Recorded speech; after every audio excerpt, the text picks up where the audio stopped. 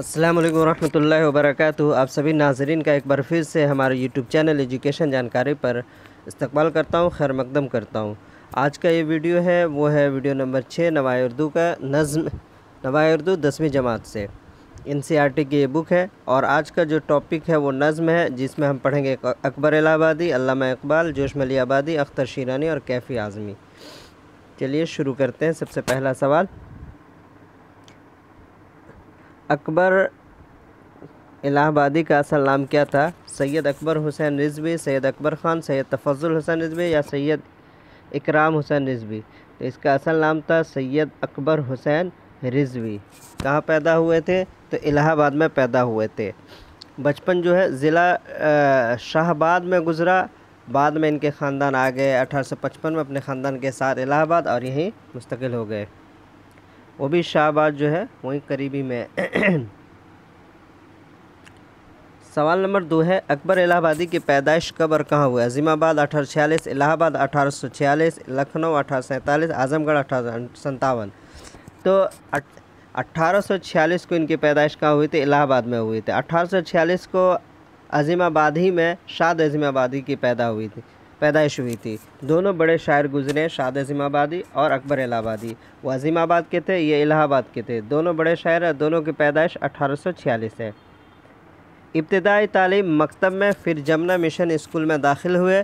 फिर इसके बाद जब इनकलाब आ गया, ये 1857 का वाक़या हुआ, तो पढ़ाई ज़्यादा ना कर सके, सिलसिला जारी ना रख सका और मुलाजमत के लिए इब्तिदाई कुछ मुद्दत तक जो है नायब तहसीलदार रहे।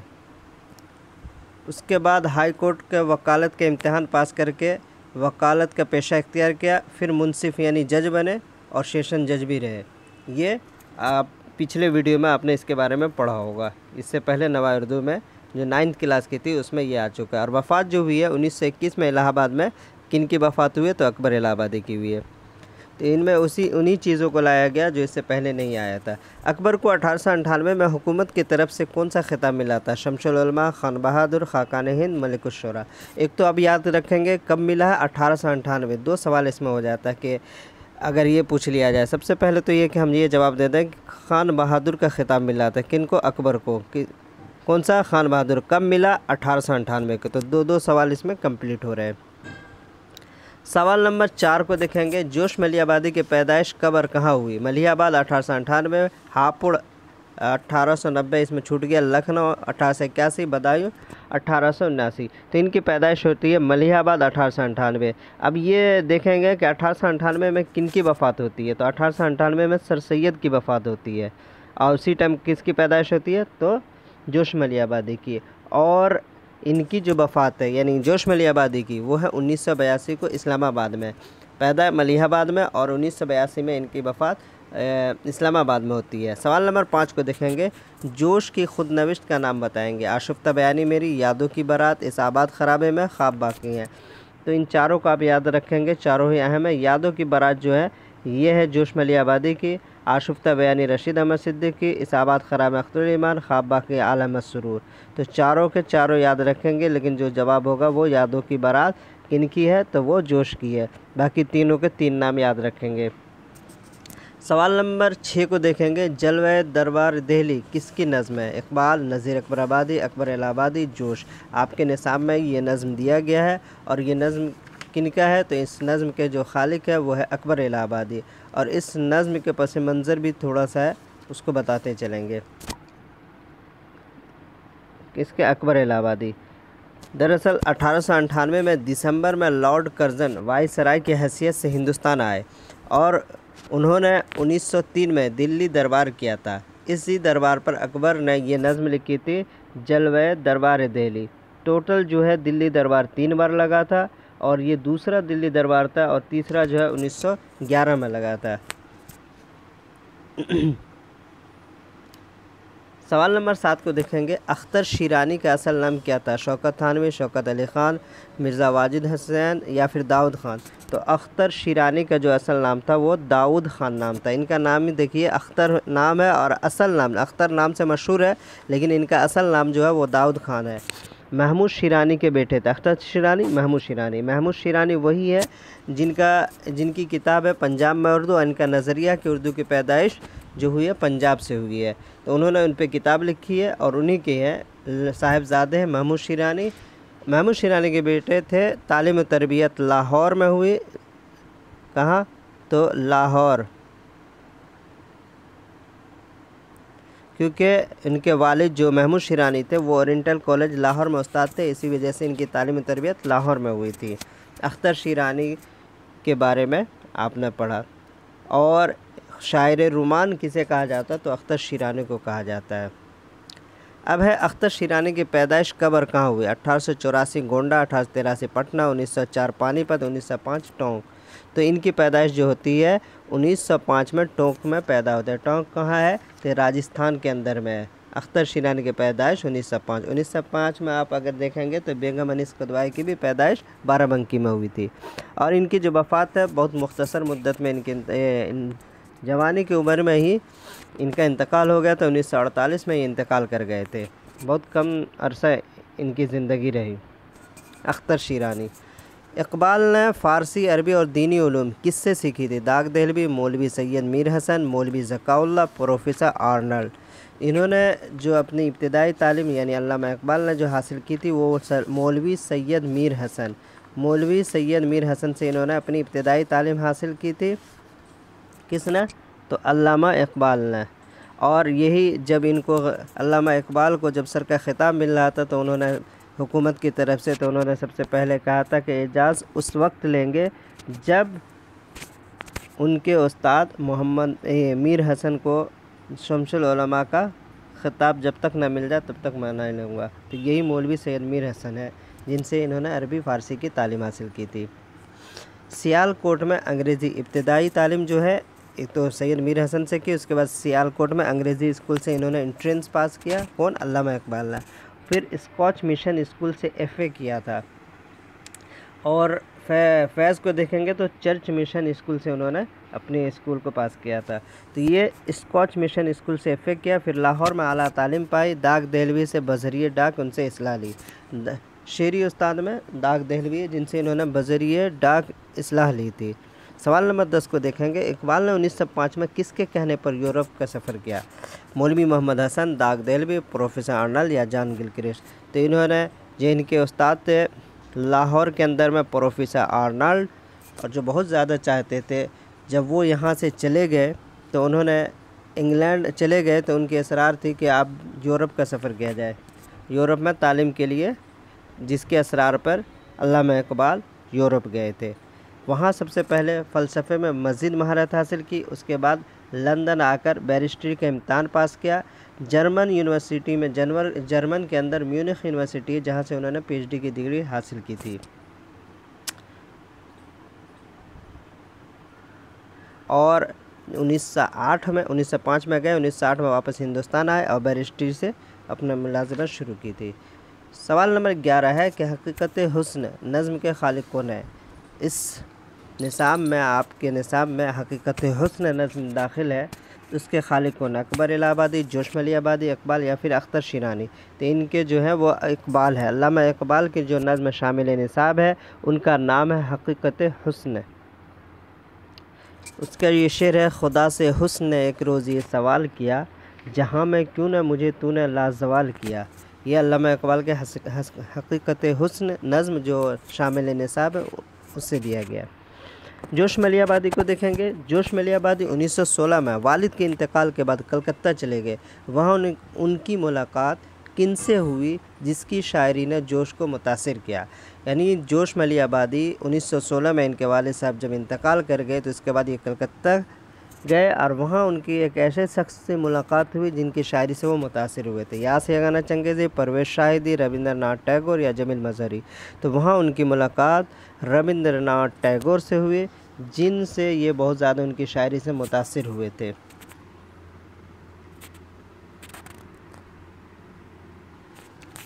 उसके बाद 1900 जमील मज़हरी के बारे में, ये जोश मली आबादी के बारे में थोड़ा सा बता दूं और कि 1924 में वो उस्मानिया यूनिवर्सिटी हैदराबाद दारुल तर्जुमा के नाजिर के ओहदे पर नाज़िम के ओहदे पर फाइज़ हुए। उसके बाद 1934 में दिल्ली आ गए थे, जहां उनके कई शेरी मजमूए शाये हुए।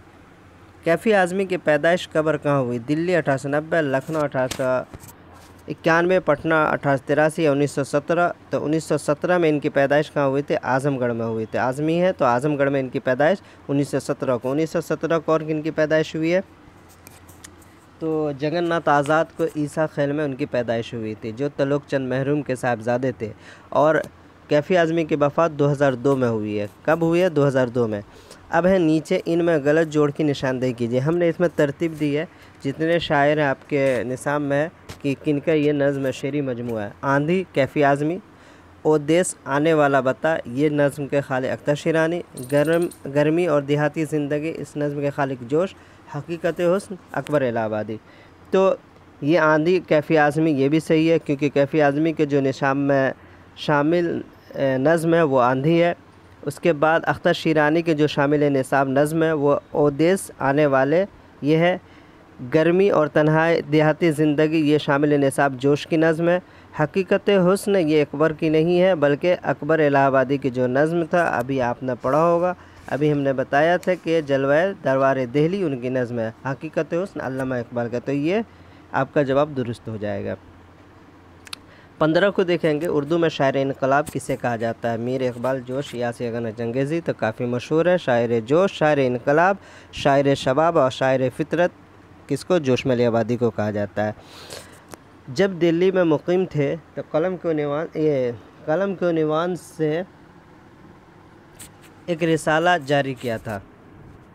किसने किया था? फ़ानी, अख्तर शिरानी, जोश या कैफ़ी आज़मी? तो ये जोश जब दिल्ली में मुकीम थे वहीं से उन्होंने एक रिसाला कलम के नाम से जारी किया था। इसके अलावा जोश ने आज़ादी के बाद रिसाला आजकल जो दिल्ली के था वहीं के वो मुदीर भी हुए थे। रिसाला आजकल के मुदीर हुए थे और अपनी तरफ से जो रिसाला वो कलम के नाम से निकाला था। किसने? तो जोश मली आबादी ने। 17 को देखेंगे, जोश को 1955 में किस एजाज़ से नवाजा गया था? पद्मश्री, पद्म भूषण, इकबाल सम्मान, ज्ञानपीठ।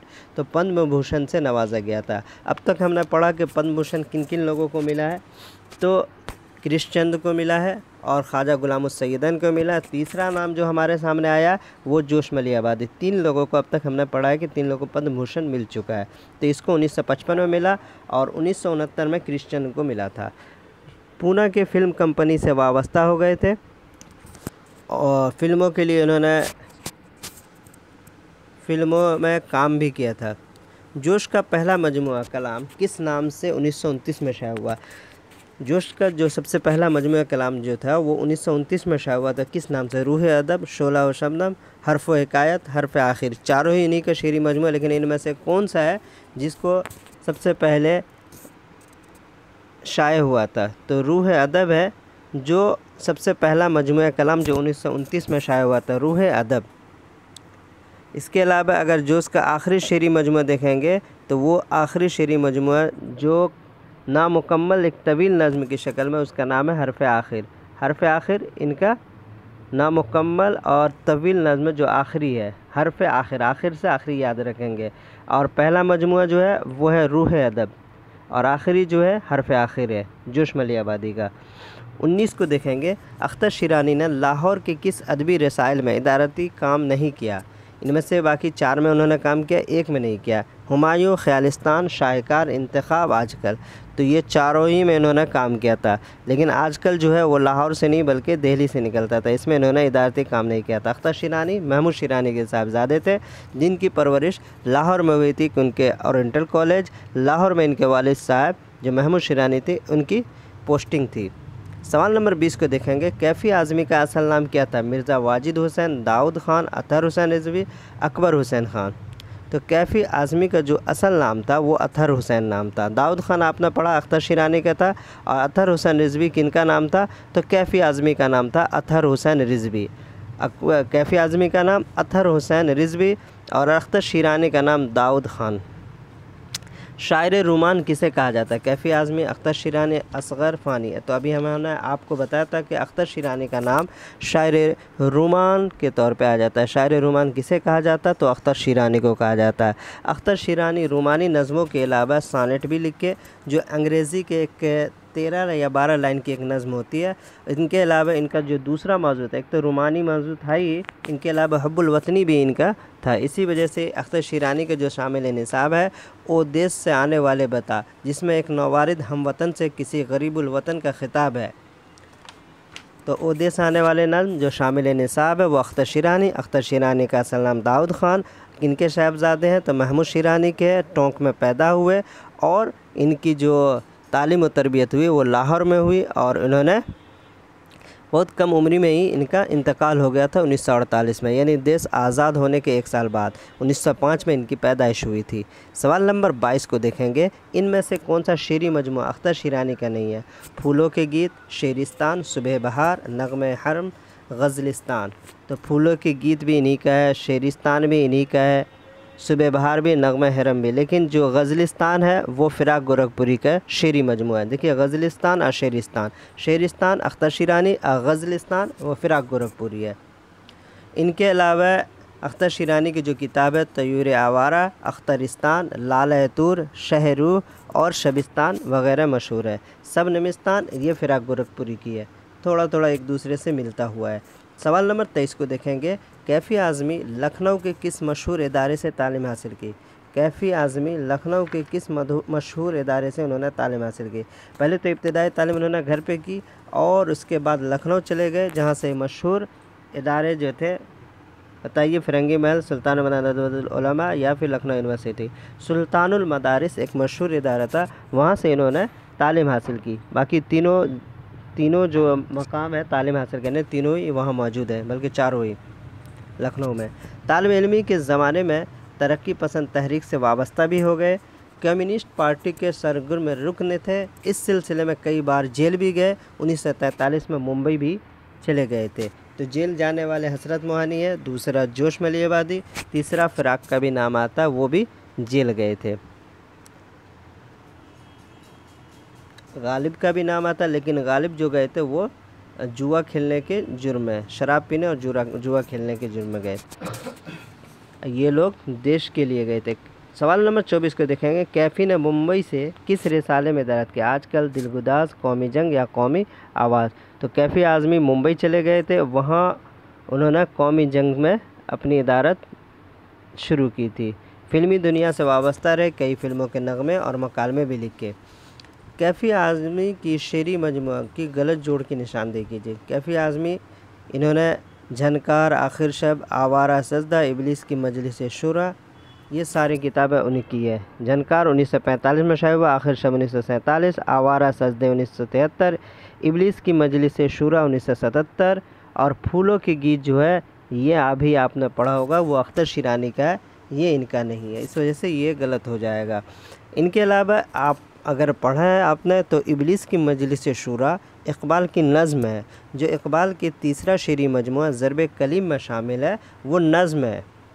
उसके शेरी मजमुए का नाम है ज़रब कलीम, जिसमें इबलीस की मजलिस शुरा नज़्म के नाम से है। और कैफ़ी आज़मी का जो इबलीस की मजलिस शुरा जो है वो शेरी मजमुआ है।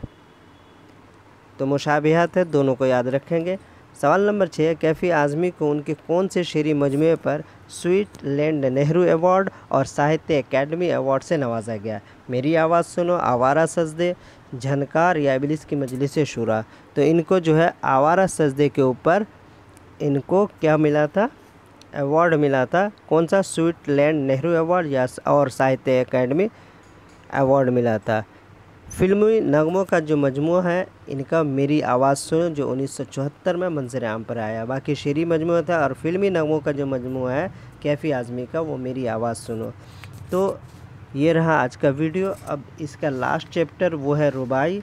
रुबाई में हम 3 लोग को पढ़ेंगे, मीर अनीस है, फ़िराक़ है और तल्लुक़ चंद महरूम है। उसके बाद आपका जो है नवाए उर्दू 10वीं क्लास ख़त्म हो जाएगा। तो देखते रहें, बने रहें, एक तरतीब से हम वीडियो बनाते जा रहे हैं। वीडियो पसंद आए तो लाइक और सब्सक्राइब करना ना भूलें।